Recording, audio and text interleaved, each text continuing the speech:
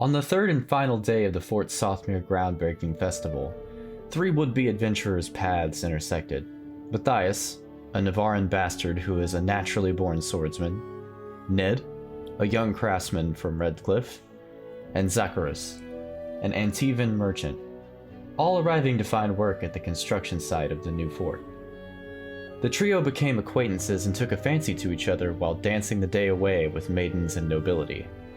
All seemed to have been going extremely well as daylight began to fade and the crowd drew together to have the final celebratory feast, where Milo Kovic, the burgomaster of Sothmere village, would toast to the new project and all who had come to work. As the good graces of the toast began to escape the burgomaster's lips, a maddened Chazen Wilder tore his way through the tent behind Milo Kovic and retinue.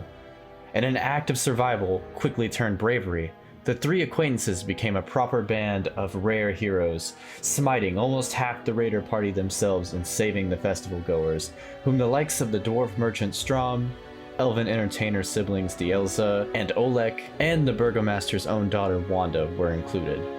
During the fight, the discovery was made that these attackers were infected with a maddening disease which had been transmitted to many present during the attack.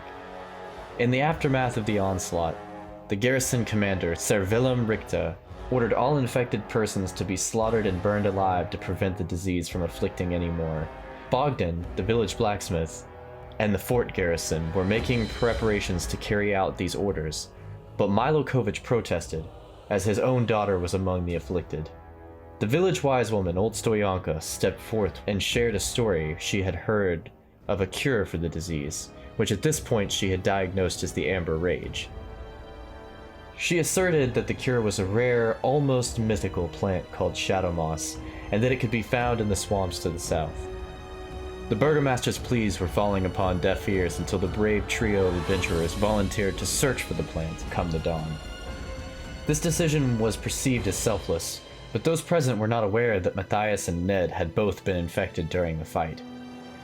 In the waking hours of the following morning, Old Stoyanka sent the adventurers off with the supplies they would need to attract the ever-rare fire sprites, which would lead them to the shadow moss.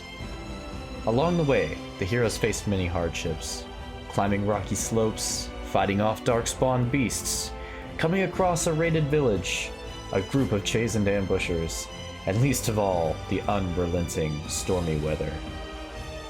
Eventually, they happened upon Dosov village, which a friendly trapper had suggested they stable their mounts for the coming leg of the journey. There, Zacharias was able to barter his goods with the village leader Baba Zorya. Pushing on through the night, the party came to the spot where they would attract the fire sprites. They unknowingly summoned a giant crab that almost ruined the whole affair, but they managed to find the fire sprites after all. They followed them to their home, an ancient grotto, where they faced a giant serpentine creature which almost had them as its breakfast. But the unlikely band managed to prevail and find the fabled, sought-after shadow moss, which turned out to be the creature's waste. Battle-tested and beleaguered, the adventurers resurfaced from the grotto and prepared themselves as best they could for what the new dawn would bring with it.